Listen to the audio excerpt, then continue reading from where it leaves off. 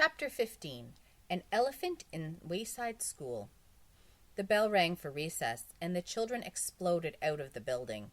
Louis, the yard teacher, was ready with a big pile of red and green balls. The kids called, "Hi, Louis," and "Over here, Louis," as he tossed the balls to them, over his shoulder, behind his back, through his legs. Dee came charging out of the building. Usually, by the time she got to the playground, there were no good balls left, but she could see one red ball by Louis's foot. She knocked over a kid from the 10th floor and shouted, "Hey, Lou!" Suddenly she stopped. She had just remembered where she'd heard of Mrs. Drizzle. It was from Louis. He had once told her about the meanest teacher he'd ever had when he was a kid. She hurried over to her friends to make sure. "Hey, Todd," she called. Todd was playing tetherball with Ron. As he turned to look at Dee, the ball came around and bonked him on the head. "Do you remember when Louis told us about the meanest teacher he ever had?" asked Dee. Todd shook his head. After being conked by the tetherball, he couldn't remember anything. "I remember," said Jason, who was in line to play.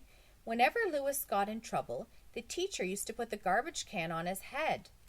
"That's right," said Jenny, "and then Louis would have to keep it there for the rest of the day, and everyone would laugh at him. And then the teacher would call on him to answer questions from the chalkboard, but he couldn't see the questions, so she gave him an F." "Do you remember the teacher's name?" asked Dee. Her friends shook their heads. Todd couldn't even remember his own name. "I think it was Mrs. Drizzle," said Dee. They ran to Louis.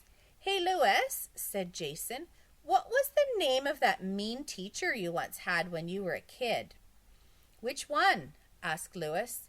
"The one that made you put a garbage can on your head," said Jenny. Louis shuddered just thinking about her. "Mrs. Drizzle," he whispered. The kids looked at each other. "What color hair did she have?" asked Jason. "Brown," said Louis. "Why?" "We have a substitute teacher," explained Dee. "She's really nice." "Oh, good," said Louis. "Her name is Mrs. Drizzle," said Dee. "Whoa, I'm getting out of here," said Louis. He started to run, but the kids grabbed him. "It's okay," said Jenny. "It can't be the same teacher.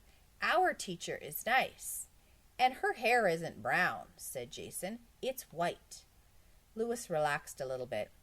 "You want to come up and meet her?" asked Dee. "No way," said Louis. "Oh, you're so silly, Louis," said Dee. "She's not the same teacher. And besides, you're a teacher now, too." "Oh, yeah, I forgot," said Louis.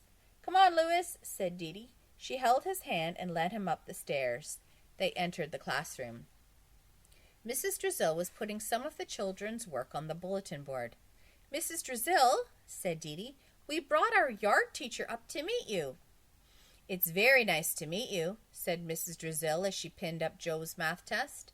"Exercise is so important for young minds and bodies." She turned around. Louis's face paled. "Well, it was nice to meet you," he said very quickly. "I've got to go. Bye."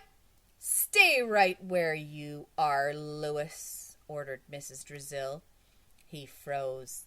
Mrs. Drizzle slowly walked to her desk. She picked up the old blue notebook. "The notebook," whispered Louis. Mrs. Drizzle opened it and flipped through the pages. "Here we are," she said. She removed a piece of paper and handed it to Louis. "Is this your homework?" she asked. Louis looked at it. "You were supposed to copy it over, weren't you?" asked Mrs. Drizzle. "That was over 15 years ago," said Louis. "I don't remember." "I do," said Mrs. Drizzle. "Oh, now I remember," said Louis. "I was going to copy it over, but then my pencil point broke, so I went to sharpen it, but the pencil sharpener fell on my foot, so I had to go to the hospital."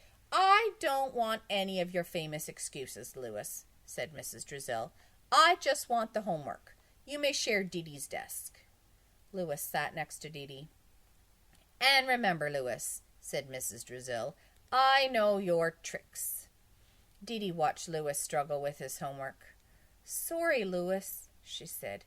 "Don't be sorry," said Mrs. Drizzle. "It's for his own good.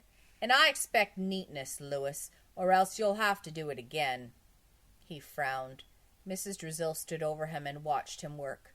"Your fingernails are filthy," she said. "I'm the yard teacher," Louis tried to explain. "I spend a lot of time outside, in the grass and in the dirt and stuff." "I don't want excuses," said Mrs. Drizzle. "I want clean fingernails. And while you're at it, shave off that mustache. It looks like a hairy caterpillar crawling across your face." "Not my mustache," said Louis. "Unless you want me to rip it off for you," said Mrs. Drizzle. Dee Dee felt terrible. "I can't believe Mrs. Drizzle still remembers you after all this time," she said.